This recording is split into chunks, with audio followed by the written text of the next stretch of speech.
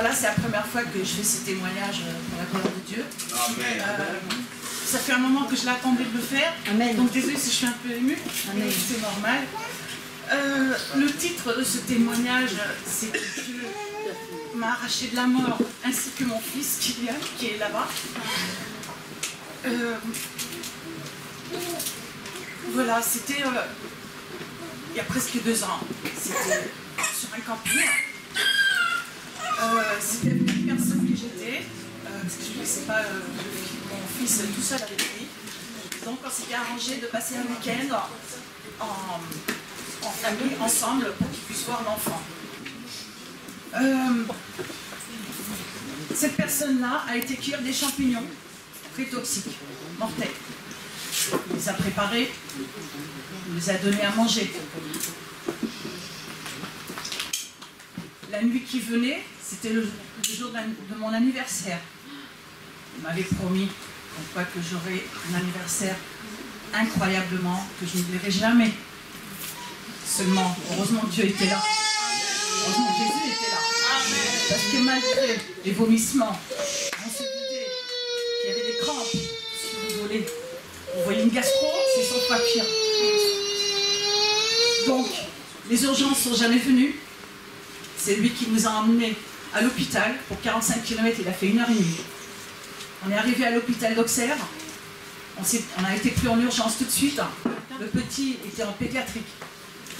5-6 heures plus tard, on m'annonce que le Kylian, qui est assis là-bas, devait être en toute urgence transféré à Kremlin-Bicêtre.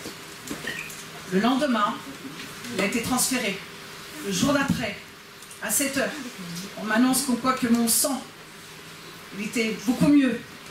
J'ai prié, j'ai demandé pardon, parce que je ne lui avais pas obéi. Je n'avais pas, malgré que je ne l'avais pas obéi, il m'a quand même pardonné. Amen. Et il m'a quand même sauvé. Amen. Il a sauvé mon fils. Amen. Donc, le pardon, ça ouvre bien des portes. Amen. Ça donne toute guérison. Amen. Et ça fait que du bien. Amen.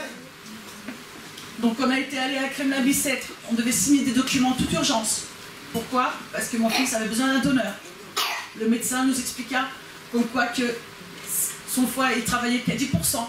Et si ça passait en dessous de 10%, il serait mis à la machine et il vivrait que maximum 2 semaines. J'ai refusé d'entendre ça. Amen. Amen. Oui, j'avais des larmes qui coulaient. Je suis maman, comme tout le monde. J'avais des larmes qui coulaient, mais en moi, j'avais l'assurance.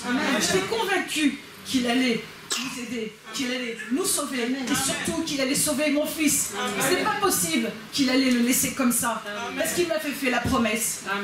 Pourquoi? Il y a un verset qui dit, dans le psaume 23, que même si je marche dans la vallée des morts, de la mort, je ne crains aucun mal, et tu seras à côté de moi. Amen. Amen. Les documents sont signés. On rentre à la maison. Le petit était toujours conscient. Le médecin était étonné. Je suis rentrée à la maison avec la paix, la joie.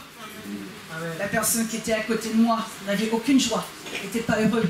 Mais moi je l'étais grâce à Christ. Amen. Amen. Je rentre à la maison, je l'explique parce que j'ai 2 grands enfants aussi. Donc j'explique la situation aux enfants. Ils n'étaient pas inquiets. Ils n'étaient pas inquiets. Eux aussi ils avaient eu l'assurance. Le voyez sur moi. Et je dis, vous inquiétez pas. Tout va s'arranger. Je vais prendre un bain pour me détendre un petit peu. J'en profite en même temps pour prier. Je ne sais pas pourquoi, j'ai toujours aimé prier dans l'eau. Je prie. Je sors de la salle de bain. Le téléphone portable qui sonne. Madame, on est heureux de vous annoncer qu'il y a un donneur compatible pour votre fils. Alors que le médecin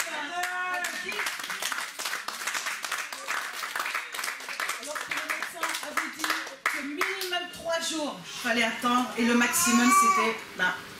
Ils ne savent pas, mais moi je le savais. Parce que Dieu a dit juste après ma prière, il m'a dit, ma fille, je t'ai entendu. Je t'ai entendu. Je vais sauver ton fils. Amen. Je vais guérir Kylian. Amen. Et juste au moment qu'il disait ça, c'est là que le téléphone portable a sonné. Amen.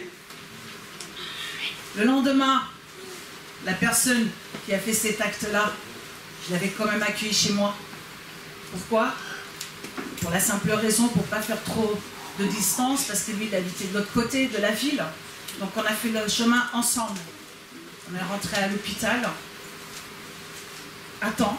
Ils avaient dit que l'opération commencerait à partir de 8 h. Il était 9 h quand on est arrivé. À 9 h 30, voilà qu'il prépare le lit.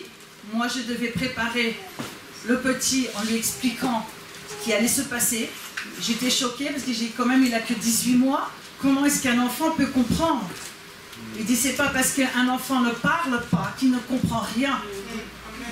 Donc j'ai demandé au Seigneur qu'il me guide, que j'en dise pas trop, mais que j'en dise assez. Pour que quand il se réveillera, après l'anesthésie, qu'il soit bien, en repos, la paix. 9 h. Normalement, elle allait durer 12 h l'opération. Elle a duré que 9 h. Amen. Avec la joie qu'il n'y a eu aucune complication. Amen. Rien, aucune. Amen. Pas d'hémorragie interne, rien de tout ce qu'on peut s'imaginer. Il n'a rien eu. Tout s'est passé à la perfection. Pour vous dire que le chirurgien, la chirurgienne que j'ai énormément sur le cœur, c'est Madame Docteur Fouquet. Je l'aime beaucoup cette femme parce que elle est humble. Elle est venue me voir, elle a dit ça devrait toujours être comme ça. Amen. J'ai dit mais tout est possible. Amen. Après, il y a les jours qui passent et voilà que l'ennemi recommence. L'ennemi m'envoie des voyantes sur mon chemin. L'ennemi m'envoie des témoins de Jéhovah sur mon chemin. Mais au nom de Jésus-Christ, elles ont pris la fuite. Amen. Elle a pris la fuite. Je préfère dire dans ce sens-là. Plus tard, il avait un penchement, le liquide entre le penchement, voilà. Le médecin reparlait éventuellement une autre petite opération, c'est-à-dire pour lui mettre une pochette. Non. Non. Bon, j'ai pas dit ça devant le médecin quand même, mais dans mon cœur, j'ai dit non. C'est bon, il a eu assez, il a eu l'opération. Non, j'ai prié. Le lendemain, il n'y avait pas besoin. Amen.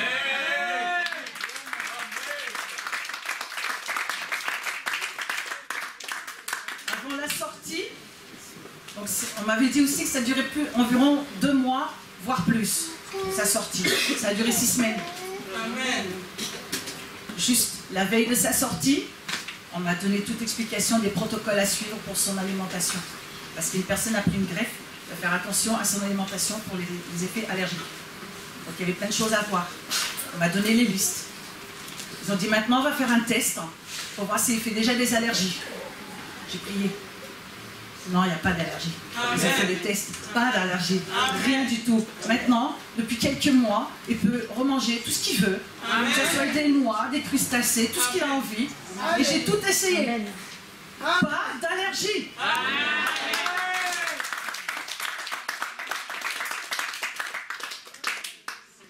L'ennemi, par contre, continue à s'acharner. Et incroyable, il n'y arrive pas. Il n'y arrive pas. Parce que Jésus est là. Il a fait la promesse de nous protéger. Il s'y tient. Il faut continuer à prier. Vraiment. Peu importe ce que les médecins peuvent vous dire. Peu importe les diagnostics. Sachez que Dieu, Jésus est là. Il a été crucifié pour porter tout ça. Aujourd'hui, au bout de tant de consultations, le médecin en revient toujours pas. La dernière consultation était le 9 mars. Il a dit, Madame, je ne sais pas ce que vous lui donnez à manger, mais il n'a rien.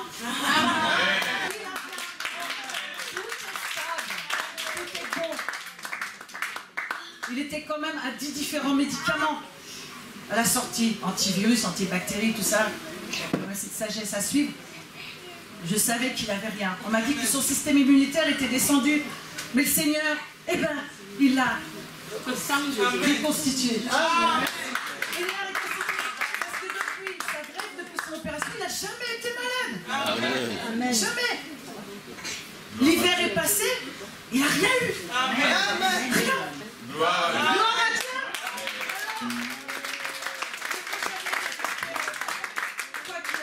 l'épreuve, jamais désespérer.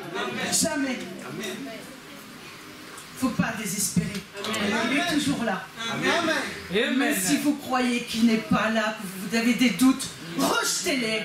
Jetez ça dans l'océan, au plus profond de l'océan. Dieu lui a fait une promesse, il s'y tient. Demandez, il vous donnera. Au nom de Jésus-Christ. Kylian, mon petit kiki, maintenant je vais te le dire. Ne quitte pas. Tu ne veux pas? C'est pas grave, je le dis quand même. C'est Jésus qui t'a sauvé.